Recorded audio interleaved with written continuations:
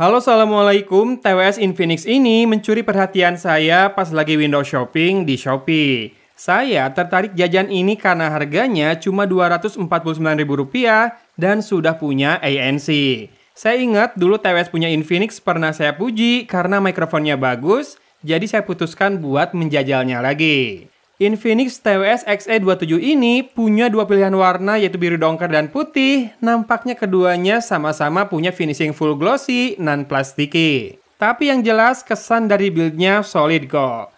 Logo Infinix tercetak besar di stem dari buds-nya yang overall untuk looks dan build-nya bagi saya sudah oke, nggak malu-maluin buat level harganya.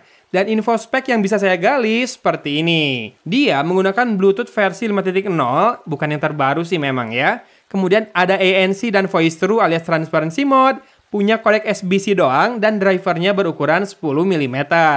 Waterproof ratingnya IPX4 dan baterainya 45 mAh per buds plus 460 mAh di charging case-nya. Lalu saya ujikan beberapa tes yang rutin saya lakukan dan hasilnya di base shaker test itu ada efek samping dari powernya yang besar yaitu hasilnya agak loose alias longgar sedikit. Tapi tidak sampai jadi rattle dan juga tidak ada burst ya. Nah, virtualisasi 8 arahnya itu cukup akurat namun jarak kurang berasa. Jadi agak kurang clear antara surround, front, dan center ya. Namun perpindahan suara dari kiri ke kanan maupun sebaliknya sangat jelas. Untuk delay, buat nonton YouTube streaming udah aman, sementara dipakai main PUBG Mobile di Asus Zenfone 10, dia menghasilkan ekor langkah 2-4 langkah, tapi rata-rata ya 3 langkah lah ya maksimal, jarang sampai 4 gitu.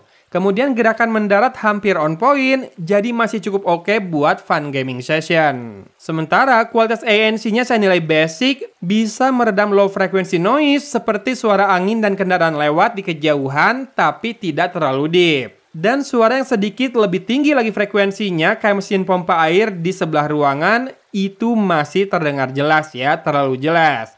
Voice through alias transparansinya juga tidak terlalu signifikan kalau dibandingkan bedanya dari mode normal. Tapi ya lumayan membantu asalkan playback volume tidak tinggi-tinggi ya. Dan 4 mikrofonnya membuat fitur ANC juga hadir, cuma saya cek hasil perekaman suaranya, noise tetap hadir sepanjang pengujian. Suara oke, nggak jadi cempreng pas noise banyak, dan nggak membaik pula pas noise saya matikan.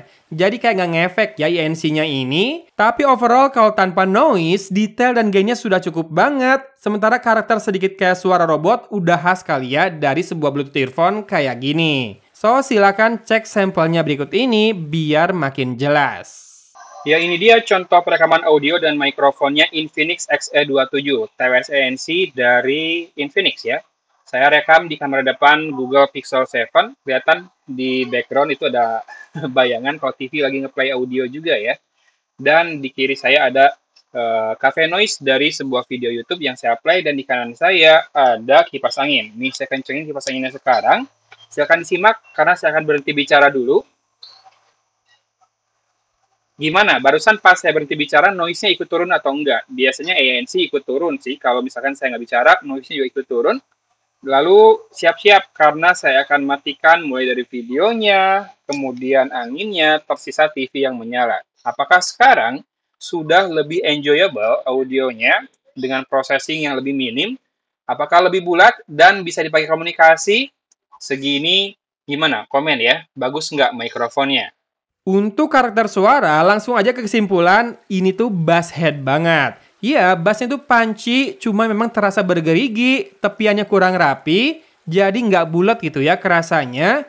Memang tenaganya deep bener kerasa, namun boomnya minim, jadi nggak kerasa mengambang di telinga, dan lumayan fokus ke tengah ya bassnya. Sementara vokal masih kedorong gaung dari bass yang lebih dari semestinya, tone condong lebih rendah dan pitch suara sedikit lebih berisi atau menebal, namun masih cukup untuk bisa dibilang balance, tapi nggak benar-benar on point ya. Dan ya, efeknya sampai ke sektor high alias treble juga. Kurang clear dan ceringnya terdistorsi, jadi jelas ini sih karakternya bass head banget, dengan bass yang lebih punchy daripada boomy. So kesimpulannya, kalau nggak butuh-butuh banget ANC, mending tambah 40 ribuan lagi dan beli sound pitch clear yang secara SQ maupun kualitas mikrofon udah jauh lebih baik. Dan looks-nya kece banget asli. Toh ANC di Infinix XE27 ini saya nilai kan basic tadi. Memang wajar sih buat level harganya. Tapi kalau kamu nggak butuh atau segini nggak ngefek, ya mendingan cari yang lain kan. Misal, kalau kamu ngejar bass doang, bakal lebih hemat lagi kalau kamu mencari Soundcore R50i. Tapi kalau kekeh pengen pakai Infinix XE27 ini juga, ya monggo. Link pembeliannya ada di deskripsi. Buat harganya, saya tidak komplain, tetapi memuji pun ya juga tidak ya. So, mari kita move on saja ke TWS Earphone selanjutnya. Tungguin ya. Dari kota Cimahi, Agon pamit undur diri. Wassalamualaikum warahmatullahi wabarakatuh.